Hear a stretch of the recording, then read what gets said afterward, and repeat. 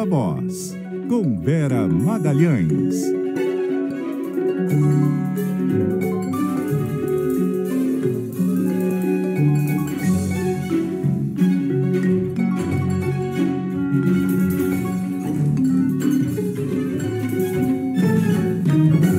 Vera Magalhães, muito boa noite, tudo bem? Oi, Débora, oi, Carol, boa noite a todo mundo que está nos ouvindo e assistindo no dia dos 34 anos da CBN, parabéns para nós. Oi, Vera, boa noite. Você está aqui há quanto tempo, Vera? Estou no meu 5º ano de CBN, vai fazer 6 anos em janeiro, portanto já um bom quinhão desses 34 anos eu já sou da casa, não tanto quanto vocês, mas estou ali. Tô chegando. Eu ainda não descobri se a decana é a Tânia, porque ela tá... Hoje não tem noite total, né? E ela não me respondeu aqui. Eu já tô tentando fazer essa apuração, porque a gente não sabe se é a Tânia Morales, ou se é o Éboli, o decano. Mais de 20 anos. Mais que o Douglas? Os dois? Não, mais que o Douglas. O Pascoal Júnior também, operador da manhã. O Pascoal Júnior tá aqui desde o começo também. Que o Pascoal Júnior, a gente... também. É isso aí, a gente obviamente vai continuar celebrando esses 34 anos da CBN aqui durante a nossa programação. Vamos a Brasília, então? Samantha Klein tem informações sobre as articulações para a votação do IR. Oi, Samantha. Oi, Débora, Carol e Vera. Olha, estou aqui na frente do Colégio de Líderes, é uma sala de reuniões aqui. Eu e toda a imprensa, além de lobistas de todas as áreas, justamente esperando o resultado dessa reunião. Isso porque o relator da proposta que amplia a isenção do imposto de renda para quem ganha até R$5 mil ao mês, deputado Arthur Lira, afirmou que acatou algumas emendas. Ao parecer, são quase 100 emendas que foram protocoladas, principalmente aí nas últimas 24 horas. E ele diz que acatou apenas algumas. Também disse que não atendeu aos pleitos do agro, incluindo a proposta de a isenção rural. O que isso não descarta, por exemplo, a aplicação de um destaque depois da votação do texto base. Bom, depois de receber os líderes do Centrão no gabinete, conversar aí. A gente vai refazer a comunicação com a Samantha Klein, porque tá com uns cortes aí e tal, tá ruim da gente entender, porque tá picotando. A gente vai refazer por telefone, é isso? Comunicação com a Samantha Klein, para ela trazer mais informações, mais detalhes. Mas fato é, né, Vera, que tá todo mundo lá aguardando o que vai sair dessas discussões. Eu adorei a descrição que a Samantha fez a respeito da cena. Estamos aqui toda a imprensa, além de vários lobistas, todo mundo coabitando o mesmo corredor. E é bem isso, né? Todo mundo ali tentando emplacar alguma emenda que livre os seus do pagamento de mais imposto. Acho que a Samantha já está de volta. A gente fez a conexão com ela. Diga lá, Samantha, você, a imprensa e os lobistas, é isso? Exatamente. Assim como foi na reunião da Frente Parlamentar da Agropecuária ontem, que teve ali a presença de Hugo Mota, presidente da Câmara, e Arthur Lira. O lobby em peso acompanhando, já que esse projeto realmente ele afeta muitos setores, como o agro, como indústrias, empresários que vem reclamando ali das compensações. E esse é justamente o foco da discussão e provavelmente vai terminar em embate. O que a gente pode dizer? A expectativa de todo mundo, de todos os líderes, de outros parlamentares, é pela aprovação do texto base, que é aquele que prevê, então, isenção para quem ganha até R$5 mil. Mas algumas emendas ganham força, como aquela do Paulinho da Força, que propôs ali uma isenção para até R$7 mil. Por outro lado, os integrantes da Receita Federal, como o próprio Robson Barreirinhas, está por aqui também articulando, conversou com o Lira. E o que eles dizem? O projeto hoje é muito equilibrado, mas eles sabem, a equipe econômica está acompanhando com lupa essa possível desidratação. E o que alguns líderes iam me dizendo, Vera? Olha, o embate vai ser em plenário mesmo, provavelmente com os destaques depois, mas antes disso ainda aguardamos que o relator Arthur Lira, pelo menos explique, né, ou divulgue esse texto alterado logo no início da votação, porque essa reunião ainda, ela estava prevista para 5 da tarde, do Colégio de Líderes, passou para 6 horas, então começou faz pouquinho tempo. Tendência que vá pelo menos até umas 7 da noite. Então, tem muito chão ainda para a gente acompanhar por aqui. Você. Obrigada, Samanta, pelas informações. Agora, Vera, aprovando o texto base, isso a situação está pacificada, né? As discussões vão continuar, porque aí vão vir as discussões sobre essas emendas. Vamos ver se o Lira e o Hugo Motta têm força para combinar no Colégio de Líderes essa votação do texto base sem obstruções e sem emendas a ele num primeiro momento. Tem muita pressão de vários grupos, tem uma pressão da oposição por fazer populismo tributário em cima de um projeto que é sério. Não é sério, gente, você dizer, vamos ampliar a isenção para todo mundo até 7 mil sem compensação, ou até mesmo até 10 mil, como o Sóstenes Cavalcante estava falando antes. Aí não é sério, não existe isso. Hoje em dia, quem é isento de pagar imposto de renda da pessoa física? Quem ganha até 2 salários mínimos, do que nos valores de hoje equivale a quem ganha até R$ 3.036. Já se está ampliando bastante. Quando você amplia de quem ganha até 3 mil para quem ganha até 5 mil, você já passa a se embarcar dentro dos isentos um grande contingente de brasileiros. E para fazer isso, você precisa garantir uma neutralidade tributária, ou seja, você precisa taxar do outro lado ali da balança quem ganha mais para fazer com que quem ganha menos pague, dentro de um conceito de justiça tributária. E é um conceito que tem que ser seguido com responsabilidade e não substituído por populismo puro e simples. A gente chegou a ver uma entrevista em que o líder do PL dizia que não é a oposição que tem que ter responsabilidade fiscal, o que é um grande e enorme absurdo, porque responsabilidade fiscal é uma obrigatoriedade para todos os poderes, não só para o Executivo. E cabe ao Congresso fazer com que o Executivo se porte dentro da responsabilidade fiscal.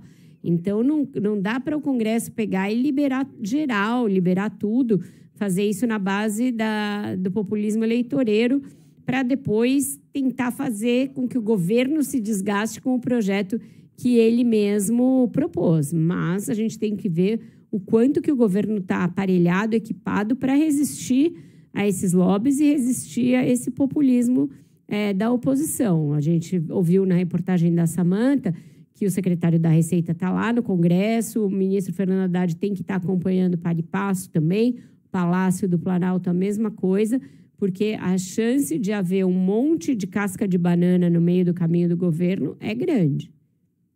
Agora, eu acho que é um ponto a favor aí do governo o fato de que o relator, o deputado Arthur Lira, que é muito influente na Câmara, parece estar comprometido a mexer o mínimo possível no projeto, né? Ele já foi e voltou. Quando ele começou a tramitação, ele disse que ia ser difícil aprovar desse jeito, que talvez tivesse que mexer. Depois ele mesmo propôs ampliar, né? Ter essa escada aí acima de R$5 mil até 7. E agora a sinalização é de que ele está comprometido a não mexer nesse texto que foi apresentado, né? É uma sinalização. Ele estava disposto a mexer lá em cima, tirar algumas categorias e tal, mas isso mudou um pouco depois que o Senado entrou na jogada. Eu acho que essa reunião de líderes que vai começar e que tende a terminar ali umas 7h30, para aí começar a votação, vai nos esclarecer o grau de comprometimento da dupla Hugo Motta e Arthur Lira com o texto do governo, com a disposição do governo de mexer o mínimo possível. Porque é um texto de difícil equilíbrio. Eu acho que ele já foi costurado dentro de uma lógica orgânica em que uma coisa realmente compense a outra. Se você começa a tirar daqui e dali, ele fica capenga, fica que nem uma mesa que você precisa pôr um calço. Então, é muito complicado.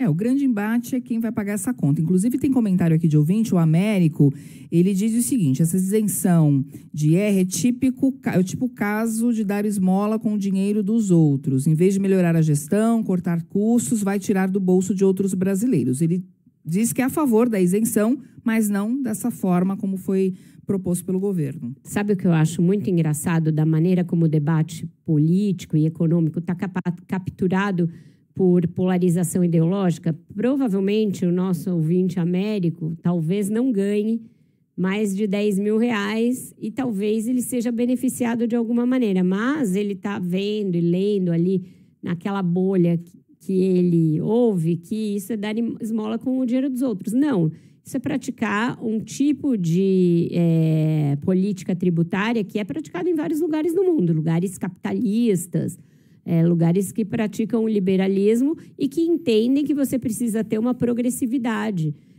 na questão da taxação da renda e que você precisa taxar a renda de quem ganha muito e não de quem é assalariado, etc. Então, existe um conceito por trás disso. Não é só dar esmola com o dinheiro dos outros, mesmo porque o dinheiro não é dos outros, né? Enfim, é justo que quem recebe mais dinheiro contribua mais. Isso aí é uma questão de filosofia tributária aceita em vários lugares do mundo, e lugares do mundo desenvolvidos, ali com economia pujante, economia desenvolvida. Talvez tenha faltado o governo explicar um pouco melhor, aprofundar um pouco a discussão, mostrar quantos milhões vão ser muito beneficiados e quantos poucos vão ser um pouquinho mais taxados dentro do muito que ganham, portanto, que não vai fazer uma grande diferença no final do dia.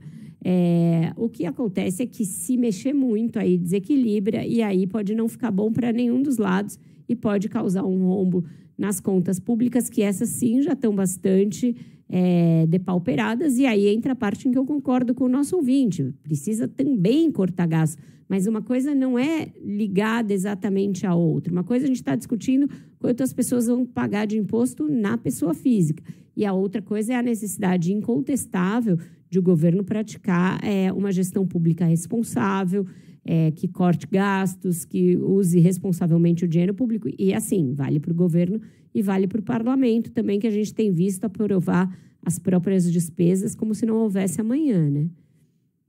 E a gente vai seguir falando desse assunto porque o presidente Lula também falou sobre a expectativa dele em relação a essa votação. A Isa Staciarini traz para a gente de Brasília, Isa.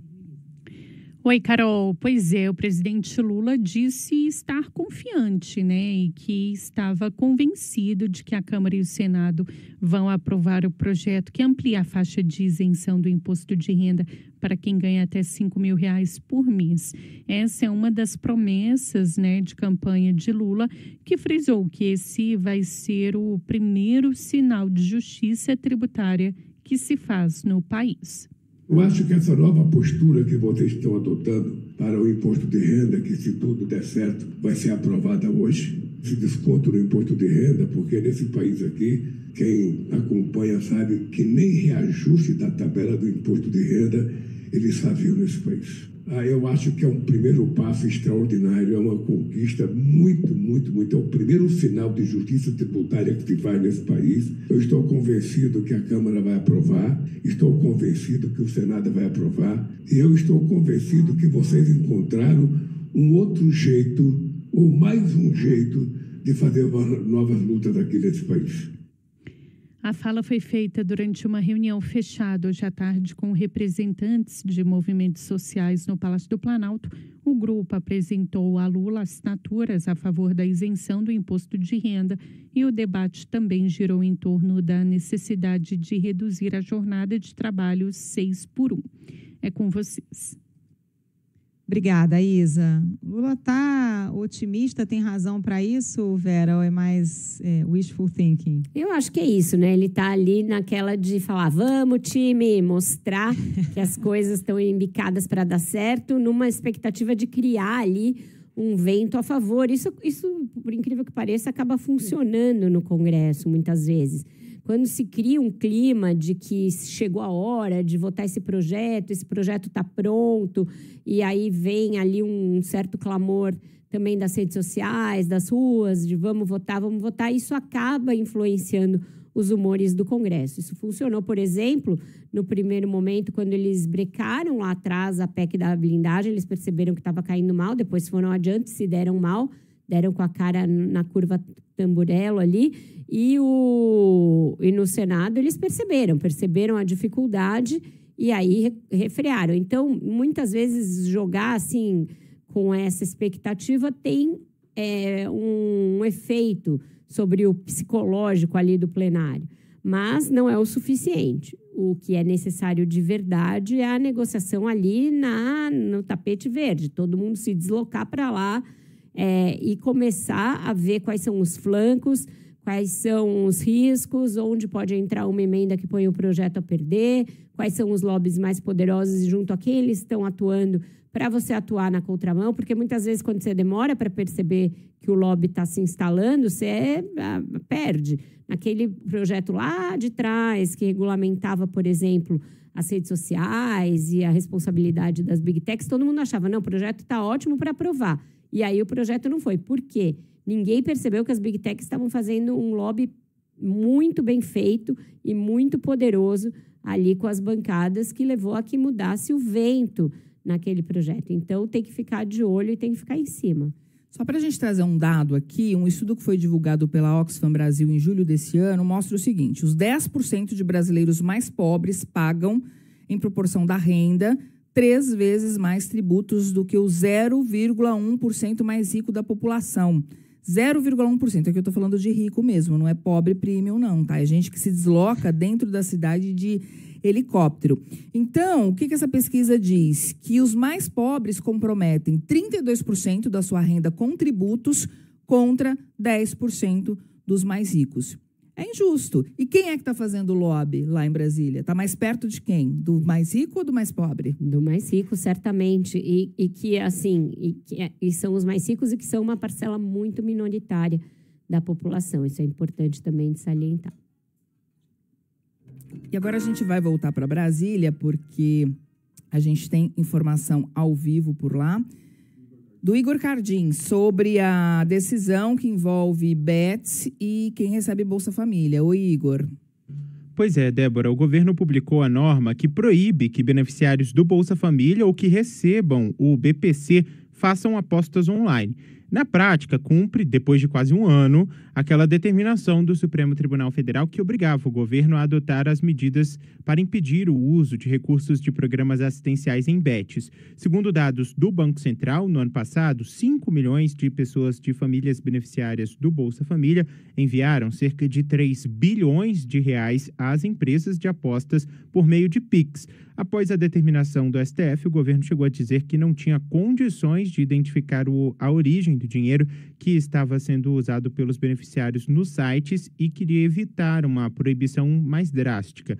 A demora em cumprir essa decisão, segundo a Fazenda, é porque demandou o desenvolvimento de uma base de dados técnica e robusta que garantisse a proteção dos direitos dos envolvidos. A norma publicada nesta quarta-feira determina que no ato do cadastro ou no primeiro login no site ou nos aplicativos, as bets consultem o CPF na base de dados do Ministério da Fazenda. Se aquela pessoa recebe Bolsa Família ou BPC, a casa de aposta fica obrigada a não autorizar o cadastro ou encerrar uma conta já existente em até 3 dias. Eventuais valores depositados terão que ser devolvidos ao titular da conta. Além disso, as plataformas deverão checar a cada 15 dias se há beneficiários de programas assistenciais fazendo apostas. As casas de apostas têm 30 dias para implementar os procedimentos obrigatórios. Em 45 dias, as bets devem consultar a área em que estão impedidos no sistema da Fazenda para verificar se algum usuário consta nessa base de dados dos programas sociais do governo federal. Débora. Obrigada, Igor Cardim, pelas informações. Eu queria saber também qual é a opinião do nosso ouvinte em relação a essa decisão, né, do governo. Manda mensagem aqui para o nosso WhatsApp, o 11 99911 9981. Na minha opinião, eu acho acertada, porque é muito difícil para a pessoa tomar essa decisão sozinha e muita gente está tratando como doença o vício em apostas. Não, tem que bloquear, já demorou bastante. Eu lembro que a gente estava falando disso há mais de um ano já, e eu acho que demorou muito. Tem que bloquear claramente, tem que ter uma taxação maior também. Teve aquele debate horroroso entre o ministro Haddad e um deputado na semana passada, em que ele falou, então, quer dizer, o senhor é contra taxar as bets? Claro que tem que taxar, é algo que entrou de sola na economia brasileira, está levando ao endividamento de muitas famílias, tem que taxar, também sou favorável.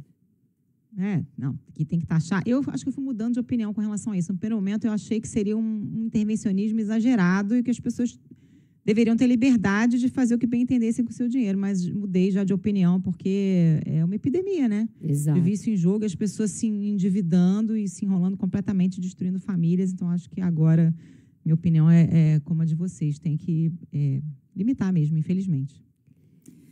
Vamos fazer um intervalo? Vamos, até porque senão o bolo de aniversário da CBN vai acabar, que é um bolinho que é quase do tamanho de um cupcake. Trouxeram um bolo, acabei de ver aqui pelo vidro, amiga, mas é minúsculo, o povo já está comendo e a gente não vai sobrar nem farelo. Vamos corre lá. Tá bom. Viva a Voz de volta! E tem áudio de ouvinte aqui, a Mariana Pastore mandou uma mensagem pra gente comentando o que ela acha das bets. Oi, pessoal da CBN, Mariana Pastore aqui de Paulínia. Eu acho super acertada essa decisão de não deixar quem tem cadastro em benefícios do governo em bet. E eu acho que é importante, porque isso vai também ajudar a gente a ver não só essa questão, né, do mau uso desse dinheiro, mas fraude, né? Talvez a gente tenha alguns usuários aí que fraudam Bolsa Família, que não precisam, e usam esse dinheiro para outros fins. Bom, ao que parece, boa parte dos nossos ouvintes é favorável a essa medida do governo. O Cassiano diz que a questão é a seguinte, não é exatamente o dinheiro do beneficiário, né? É um dinheiro que é da população. O João, está correta essa proibição. O Eliezer diz que não conhece ninguém que jogou nessas plataformas e que ganhou dinheiro, que ficou milionário, também não. E o Pimentel diz aqui, alerta que jogo é um vício e muitas vezes chega a ser pior do que drogas. Exatamente, é isso. O benefício social é para suprir uma renda que você não tem, né? É justamente uma complementação de renda para quem não tem o suficiente para prover a vida da sua família. E aí, se você joga, é que não vai sobrar nada mesmo. Então, tá correto. Benefício social não é para isso, gente. Vamos saber mais detalhes de uma outra medida que gerou bastante polêmica quando foi anunciada. Fato é que o presidente Lula aprovou o fim da obrigatoriedade de autoescolas. E a Isa Staciarini detalha para a gente. Oi, Isa. Débora, olha, o Ministério dos Transportes pretende até dezembro fazer uma nova resolução para acabar, né, com a obrigatoriedade das aulas em autoescolas para quem quer tirar a carteira de motorista. O presidente Lula deu autorização para o ministro Renan Filho desengavetar a medida até o fim do ano, em ano pré-eleitoral. A medida busca baratear em até 80% os custos para a emissão da CNH e, com isso, acabar com o controle das autoescolas na emissão desse documento. O objetivo também é acabar com a quantidade de motoristas que dirigem de forma irregular por não conseguirem tirar a CNH devido ao custo.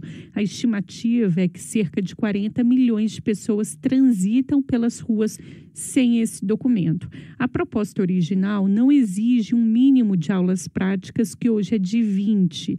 Cada candidato vai poder escolher, por exemplo, quantas aulas quer fazer e pode optar por um instrutor autônomo que não precisa mais estar vinculado a um centro de formação de condutores ou pode optar também por autoescola. Pela proposta, não vai haver também a obrigatoriedade de um carro adaptado para o treinamento, ou seja, a pessoa vai poder aprender em um veículo particular ou do próprio instrutor. A prática vai ter que ser feita em uma via, como a de um condomínio, fechada, sem muito trânsito. Agora, nas vias públicas, aí sim vai ser necessária a presença de um instrutor. No caso das aulas teóricas, a pessoa vai poder escolher por uma escola do governo ou pelo modo EAD e ainda por uma autoescola. Hoje, a exigência de 45 horas aula presenciais na autoescola. Por ser uma mudança que não altera a lei e o Código de Trânsito brasileiro, ela não precisa passar pelo aval do Congresso. Portanto, caberá ao CONTRAN, que é o Conselho Nacional de Trânsito, revogar a resolução atual e aprovar uma nova. A intenção do Ministério dos Transportes é abrir o processo de consulta pública já amanhã, com duração de 30 dias. Débora. Obrigada, Isa, pelas informações. Antigamente, quando eu tirei minha habilitação, não tinha uma exigência mínima de aulas. A pessoa fazia quantas aulas ela achava que precisava. E graças ao lobby das autoescolas, passou-se a exigir uma quantidade mínima. Bom, funcionava. Só que essa questão de não precisar de um carro adaptado, já acho meio complicado. Inclusive, eu conversei com o Márcio Raskorski sobre essa possibilidade das aulas serem feitas num condomínio. O condomínio pode vetar isso, segundo ele nos informou. O próprio condomínio pode vetar que isso aconteça. Exato. Em condomínios você tem trânsito de crianças, muitas vezes de pets, pessoas praticando esportes. Vem um condutor sem experiência, muitas vezes um adolescente que o pai está ensinando, uma coisa que já acontece hoje em dia, inclusive, sem um carro adaptado, ou seja, sem que o instrutor possa também ter os comandos ali para frear, para ajudar no momento de indecisão de quem está aprendendo. Me parece uma coisa meio acochambrada. Você está pegando uma regra que já não é muito boa e dando uma bela de uma acochambrada para fazer uma medida, essa sim, de cunho absolutamente populista e eleitoreiro, a véspera de ano eleitoral, para o ministro ter o que mostrar lá na sua base, para o presidente dizer que, olha, estou acabando com o lobby, acabar com o lobby das autoescolas, ok. É fato que as autoescolas fizeram esse lobby do número mínimo de aulas e que ainda reprovam muitos motoristas para que eles tenham que pagar um novo pacote de aulas, isso é fato. Mas não é dessa maneira que se combate uma prática abusiva por parte do mercado. Você tem de garantir uma segurança e uma regra que dê essa segurança de que você está formando, de fato, motoristas habilitados.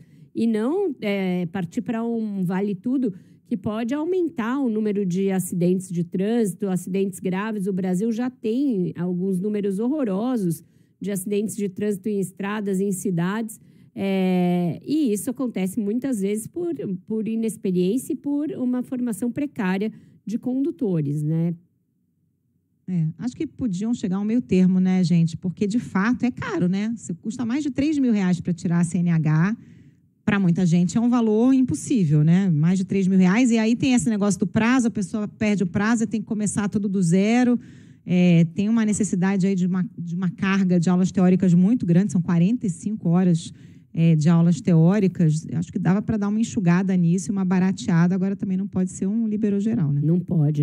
O governo percebeu que esse é um nicho que rende popularidade.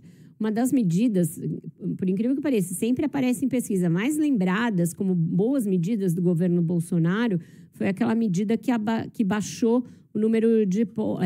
aumentou, né, o número de pontos para você ter a sua CNH cassada. E aquela de acabar com o DPVAT. Então, são duas medidas nesta mesma área de trânsito. E agora o ministro Renan convenceu o presidente de que ia pegar bem, junto ao povão, ao eleitorado, fazer isso. E o Lula deu o aval para ele seguir adiante. Mas tem esse condão claramente eleitoral aí por trás dessa medida. Vamos fazer mais um intervalo? E na sequência, na volta, tem Bruno Caraza. São 6 horas e 46 minutos, o Viva Voz está de volta, agora já conectados com o nosso colunista Bruno Caraza. Boa noite para você, Bruno. Boa noite, Carol, boa noite, Débora, boa noite para você que está acompanhando a gente. Boa noite, Bruno. Boa noite.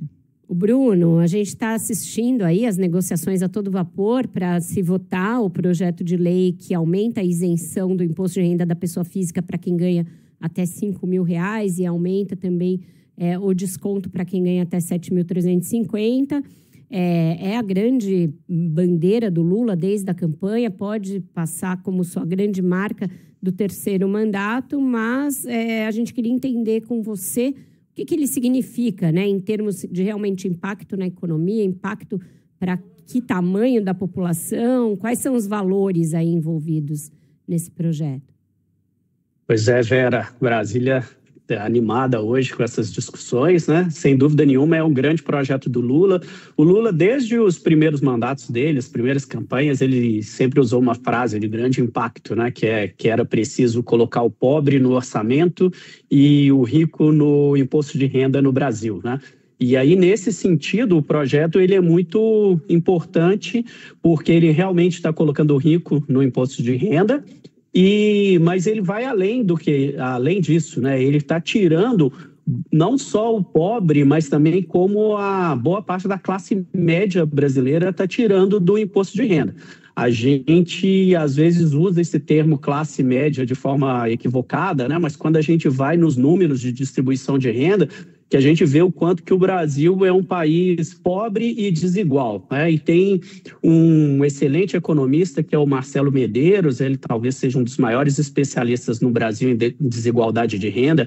Ele tem até um livro muito bom, que é Os Ricos e os Pobres, e ele traz uns números no livro dele que são muito chocantes, né? Ele mostra com dados de 2021 que quem ganhava em 2021 até R$4.000 por mês estava nos 10% de renda mais alta no Brasil, né? Se a gente atualiza esse valor para agora, com a inflação, dá esses 5 mil que o Lula, o projeto do governo, né, está isentando. Então, é como se a gente tirasse do imposto de renda 90% da população adulta no Brasil, né, que não vai passar a pagar o imposto de renda. Se a gente chega nos 7.350 aí, que era 7.000, mas o Lira subiu para 7.350, é como se você tivesse mais quase 5%. Então, esse projeto está tirando da declaração do imposto de renda praticamente 95% da população adulta no Brasil. Então, é um impacto muito grande em termos da sociedade brasileira como um todo, que é a população muito atendida.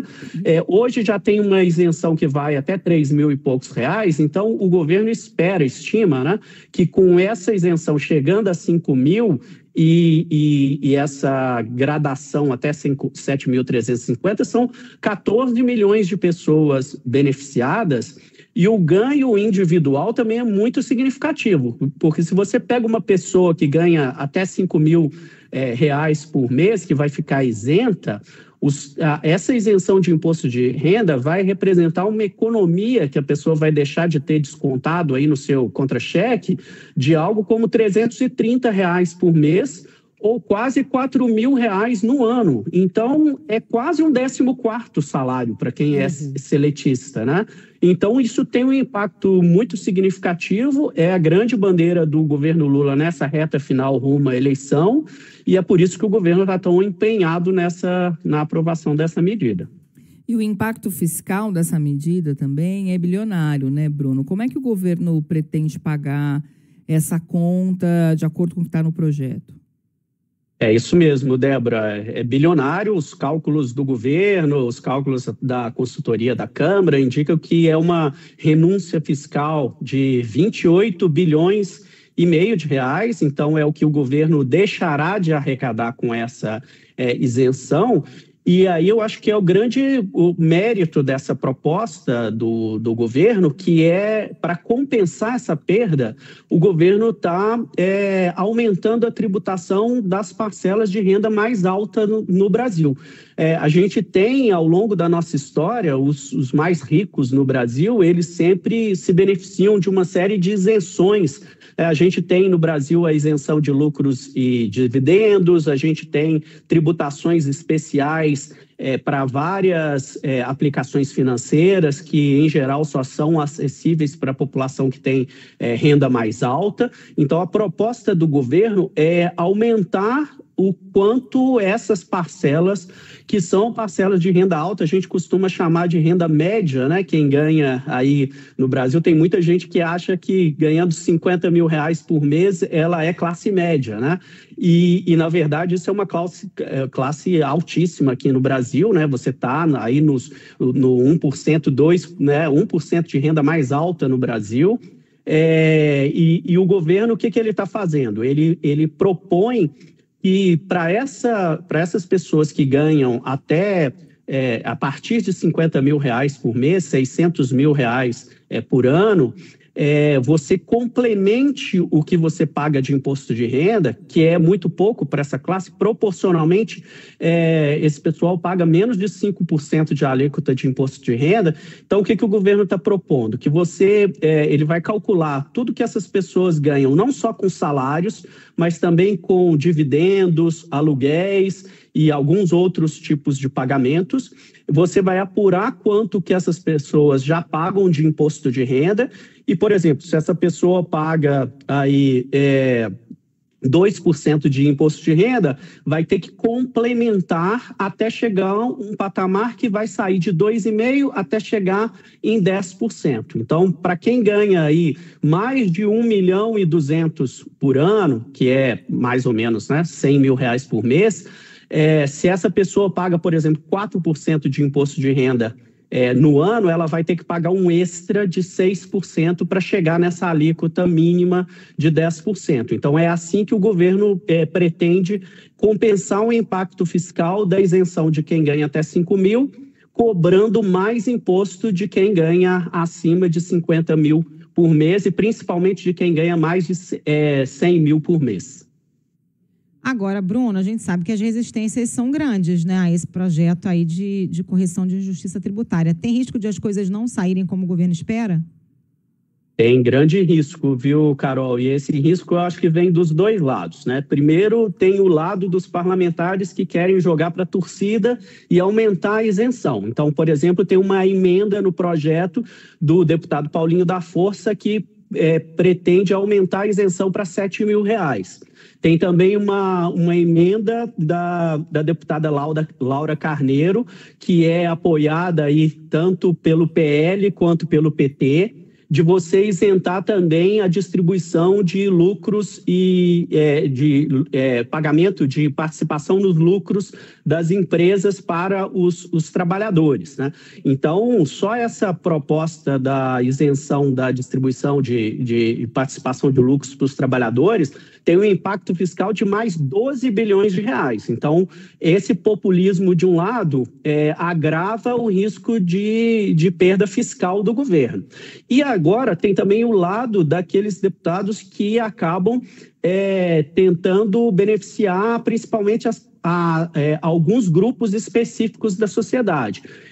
Tem uma entidade, que é a maisprogresso.org, fez uma análise de 53 emendas e ela mostrou que muitas das emendas que já foram aprovadas beneficiam, por exemplo, produtores rurais ligados ao agronegócio, beneficiam donos de cartórios, beneficiam profissionais de segurança pública. Então, também tem um risco de essa compensação do governo ela não vir na sua potencialidade, porque muitos parlamentares ficam querendo aí fazer caridade com chapéu alheio, né? E beneficiar alguns grupos em detrimento da proposta, que é uma proposta boa nessa direção de maior justiça tributária no Brasil, aliviando a carga sobre quem ganha menos e aumentando a carga, a contribuição de quem ganha muito mais nesse país tão pobre e desigual como é o Brasil. É disso que se trata, mas como no Brasil nenhum projeto escapa dos jabutis, a gente está assistindo esses embates de última hora. Obrigada, Bruno, por explicar tão didaticamente aqui para o nosso ouvinte, no dia do aniversário da CBN, esse projeto de alto impacto. A gente te espera de novo na quarta que vem. Parabéns para todos vocês que fazem essa grande empresa, né, gente? Um orgulho participar com vocês aí. É isso. Obrigada. Beijo, Tchau, Bruno. Até. Gente, vamos seguir aqui com informação em Brasília. O Igor Cardin está de volta. Ontem a gente falou aqui sobre uma declaração do ministro do Supremo, Gilmar Mendes, em que ele defendeu a criação de uma lei anti-embargo, né, para proteger as autoridades brasileiras de possíveis sanções, como essas sanções que estão sendo aplicadas pelo governo americano. E aí o Igor Cardin tem a reação de juristas a respeito dessa proposta, né, Igor? Conta pra gente. Pois é, Carol, a aprovação de uma lei anti-embargo no Brasil para tentar evitar essa aplicação das sanções internacionais, autoridades brasileiras, pode ter um valor mais simbólico do que efetivo. É o que avaliam esses juristas consultados pela reportagem da CBN e também pelo nosso colega Felipe Igreja. Depois da aplicação das sanções dos Estados Unidos a autoridades brasileiras, o governo Lula, o STF e a cúpula do Congresso estão debatendo a necessidade de aprovar no país uma lei anti-embargo. A informação foi revelada pelo ministro Gilmar Mendes, do STF. A medida viria em resposta às sanções estrangeiras para evitar que punições aplicadas em outros países sejam adotadas por empresas em território brasileiro, né? A norma, no entanto, não poderia evitar a aplicação de punições fora do país. A ideia seria criar regras para que o bloqueio de contas e a proibição do uso de cartão de crédito, por exemplo, não atingissem uma pessoa com contas no Banco do Brasil aqui no país. A lei brasileira daria amparo aos bancos, por exemplo, para rejeitar a aplicação de sanções no território nacional. Para juristas, no entanto, os bancos ainda estariam sujeitos a sanções no exterior, como explica a doutora em Direito Internacional Priscila Caneparo. As bandeiras de cartão de crédito, dentro do Brasil, elas vão ficar protegidas, tudo bem. Mas nada impede que elas atuando aqui no Brasil, que venha a ser sancionado nos Estados Unidos. Então, a empresa ela vai ter que fazer uma ponderação, o que vai valer mais a pena. Eu vejo com muita ressalva, tá? Porque a gente está trabalhando com um governo dos Estados Unidos que trabalha com lawfare, e se utiliza de instrumentos jurídicos com viés politizado, né? Mas eu não consigo vislumbrar como é que não se daria uma aplicação de sanção para a empresa que também atua nos Estados Unidos. O texto da lei ainda segue em debate, mas, segundo o ministro Gilmar Mendes, a medida vem sendo discutida entre as autoridades dos 3 poderes. 8 dos 11 ministros do STF foram sancionados com a suspensão dos vistos norte-americanos, mas apenas Alexandre de Moraes, relator das ações penais da trama golpista, foi alvo da lei Magnitsky, que traz punições mais duras, inclusive a esposa dele também, né, Carol? É isso, obrigada, Igor.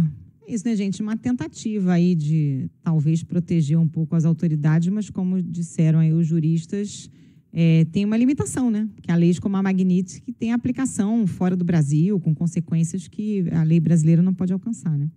Exato, foi o que a gente falou ontem também aqui, quando o ministro aventou essa possibilidade.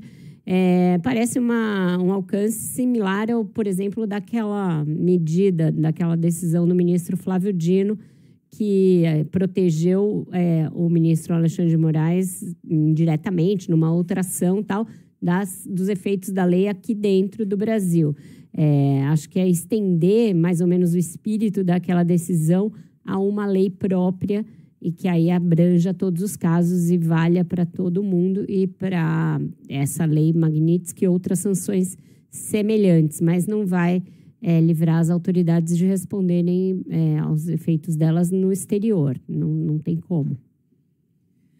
Muito bem, encerramos por aqui o Viva Voz de hoje. Amanhã tem mais. Beijo, Vera, até. Amanhã tem mais. A gente comeu um pedaço de bolinho aqui. Parabéns a todo mundo aqui da CBN, todos os profissionais, todos os ouvintes que também fazem a rádio todo dia. A gente conta com você, com a sua escuta, com a sua opinião, com o seu feedback. Fala sempre com a gente que a gente gosta. Até amanhã.